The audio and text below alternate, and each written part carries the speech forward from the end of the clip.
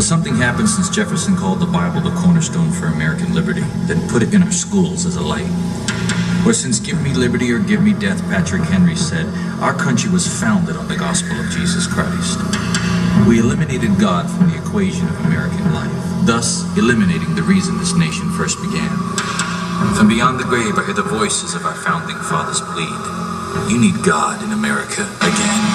In 2010, vote your conscience. In 2012, vote your conscience. But right now, state your conscience and do not be afraid.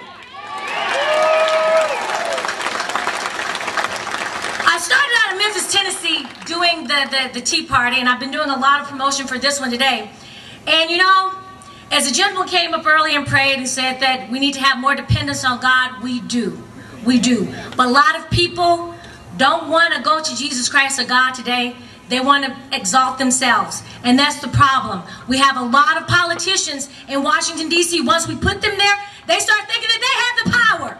But at the end of the day, they've been humbled. Now, today is Independence Day for our country.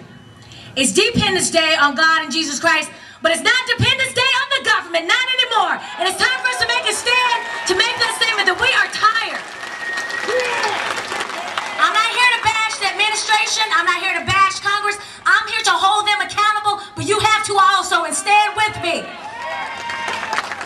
We put money in the stimulus package to upgrade the Department of Agriculture. Now, I know that that was the engine that drove the state a long time ago. There's another engine driving the state, but that's another speech another day. And I'm all for upgrading things, but at the end of the day, again, real Americans need their money because you know best what to do with your money than Big Brother government, don't you?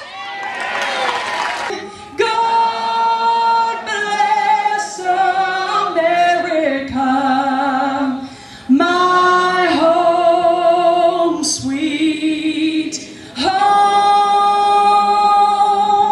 Parades, ball games, picnics, and everything else. But today we add the tea parties to that list.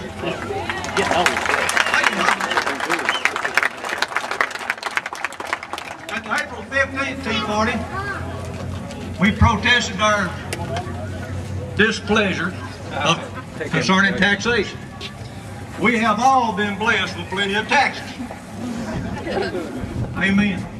With businesses closing and people losing their jobs, now is not the time to create more taxes to cure our problems. Amen.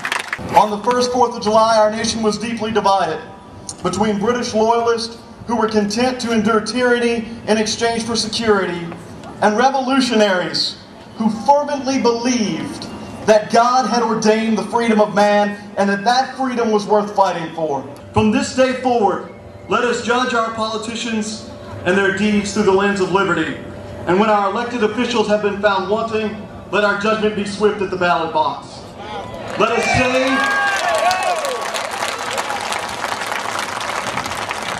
us say that we will no longer tolerate Democrats who act like socialists, nor Republicans who act like Democrats.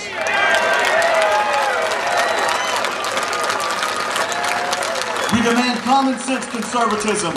We demand authenticity and character. We demand statesmen who are less interested in their image than they are the good of the people. Having the FCC do their part is tax dollars better spent than on abortions or help fund and pass the proposed UN Child's Rights Treaty, a treaty that could take away many of our parental discipline rights. 1 million moms and dads does work. Take a look at our successful campaigns we have listed on our website. Our most current victory consists of several advertisers pulling the support of TV Land's newest reality dating show, The Cougar. This reality show is like most highly offensive material dating shows that are not suitable for children. TV Land airing The Cougar was disturbing since this was a supposedly family-friendly network. This trashy program had an unusual twist with an inappropriate age difference between the couples. Marshalls, TJ Maxx, Pier 1 Imports, and IHOP pulled their ads from The Cougar thanks to 1millionmoms.com and our supporters. And 1milliondads.com, with their supporters' help, was successful in getting Denny's, Scott's, and Georgia Pacific to remove their ads as well from The Cougar. These companies agree they do not want to be associated with this filth. If we look at the Declaration of Independence, which of course came 11 years before the Constitution was drafted, the Declaration of Independence established a principle of philosophy that was brand new then. To you and I, self-government, the ideas of rule by the people, are mundane, ubiquitous things that we, I think, sometimes take for granted. Jefferson said, "We hold these truths to be self-evident, that all men are created equal, that they are endowed by their Creator with certain unalienable rights, that among these are life, liberty, and the pursuit of happiness." Today our nation is once again in a great struggle. We have another rebellion led by mathematically impaired members of Congress who seem to have no concern whatsoever for our children and grandchildren whose futures are literally hanging in the balance by the decisions that our leaders in Washington are making today. The debt levels are like ropes wrapping around the necks of our children. When we add all the future entitlement obligations and all the state and local debts, along with our exploding federal debt, it adds up to a staggering $250,000 for every man, woman, and child in this nation. What a mess. What a burden to bear.